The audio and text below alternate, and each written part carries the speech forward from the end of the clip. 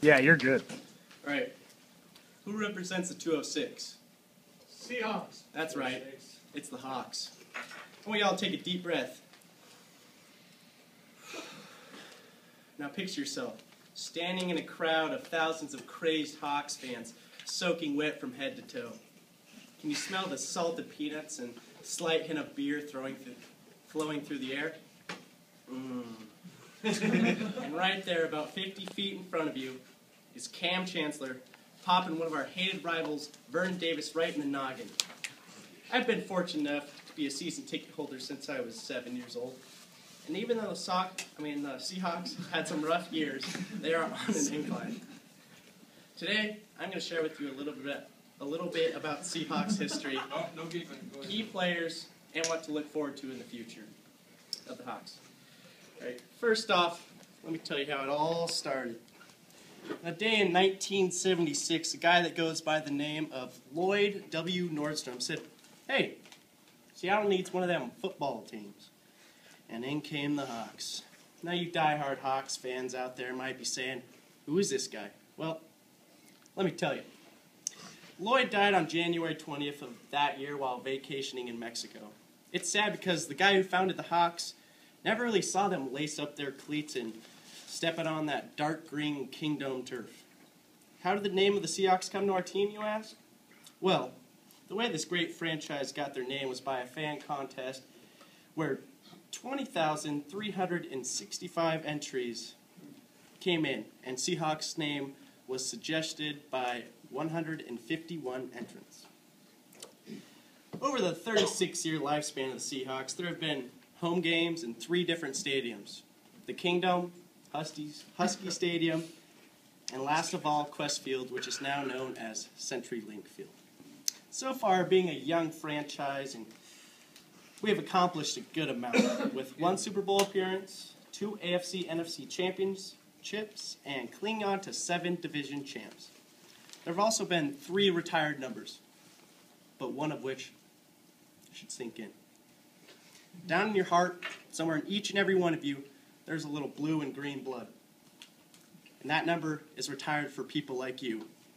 Now, go! Seahawks! Go! Seahawks! Go! Seahawks! That's what I'm talking about. That number is 12, and it is retired for people like you, the 12th man. This brings me to my next subject, players. The Hawks have some fast, some big, and some bone-jarring, and they have some seriously smart players. Let me start off with the butter on the bread, Russell Wilson, the Russell Wilson. He will not miss an opportunity to be successful. He will not sleep. He will not eat.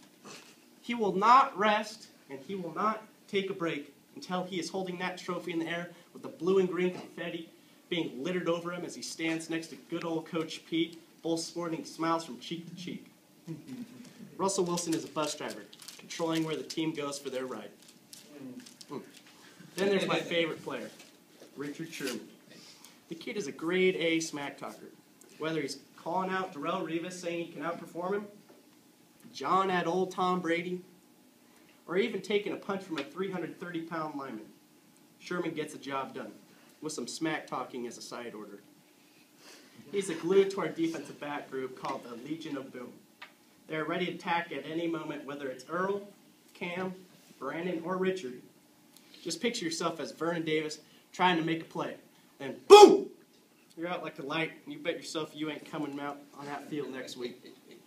We have the best recipe for players for a Super Bowl win. Lastly, we have much to look forward to next year. We are a young team. We have time to mature and get familiar with our schemes.